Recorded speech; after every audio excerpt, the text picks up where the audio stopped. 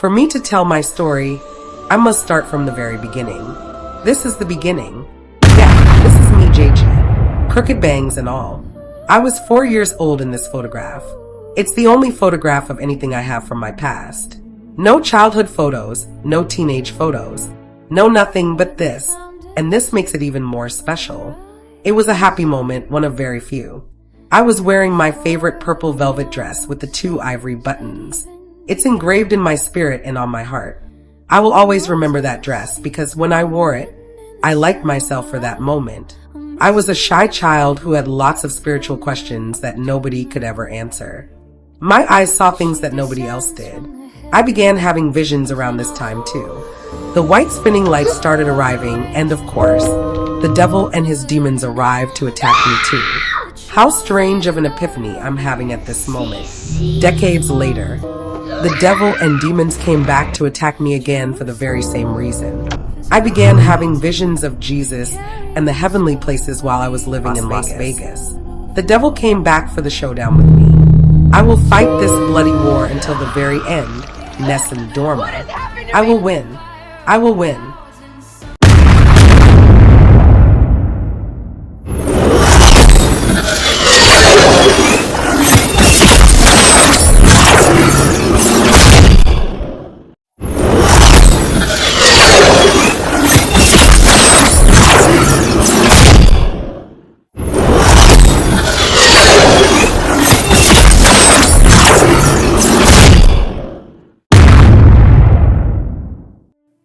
Now, there's a reason for me to start from the beginning to tell you about the lights, because this happened to me over and over and over from the age of 4 and 5, and it's incredible. But I've only had this epiphany just recently that when I saw these diamond spinning white lights that used to come and pick me up, the devil came after me, even as a child after this happening the first time. And now a lot of people out there, they're going to say, this has no meaning from, why am I going to sit here and listen to a childhood dream that has nothing to do with God? It's just nonsense. No, it's really not. It's actually amazing. And because I had this repetitive spiritual event, it's the only thing that kept me going when I got to Las Vegas many decades later, when I was being attacked by the devil. I constantly thought about the white spinning lights, and I knew it was God. I knew they were angels. And I knew, even if I didn't know what was actually transpiring at that time, I knew God was with me because of those white lights. So yes, it's necessary to tell you this from the beginning of my testimony. There's always a change of channel for the overly religious and those that peer through a dark eye anyway. I would go to bed and the house would be still. And everybody'd be asleep, even my parents. And I always stayed awake because of this.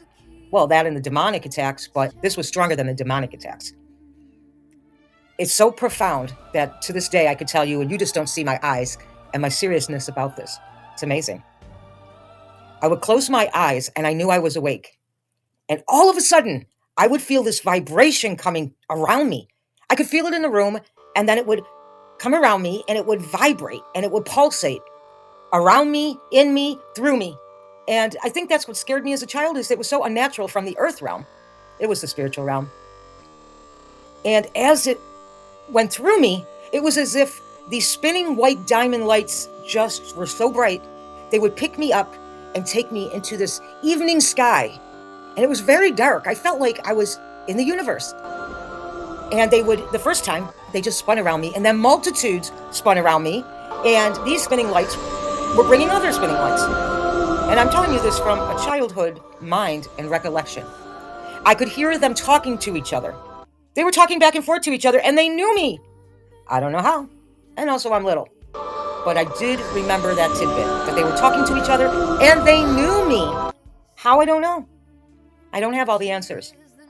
But they would spin around me really fast. And then when they were done, the lights would bring me back and set me gently on the bed and be gone like they were never there. Now, this happened over and over and over.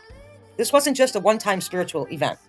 And I'm so glad that it happened to me, because honestly, because of the childhood I had, and also because of what happened to me with the demonic attacks, in Las Vegas.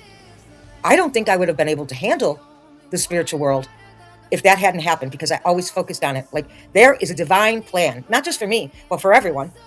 And God, I know people say, God says to be holy, and you do this, this, this, and this, and this. You know what? Holy means set apart to do God's will. Are you doing God's will? I know for a fact now, at this point in time, I'm doing God's will. And never in my wildest dreams would I have so many so-called religious people come up against a testimony of Jesus Christ. It's crazy. It wasn't on my bingo card. Anywho, it's in me. It's never far away from me. It's always in my mind. Everything is entwined. My thoughts, my spirit, my mind, my memory, everything is entwined in my body. I can't even meet a person without talking about things like this. I don't have many friends because of it. I don't care about clothes. I don't care about TV. I don't really even care about politics. I don't care.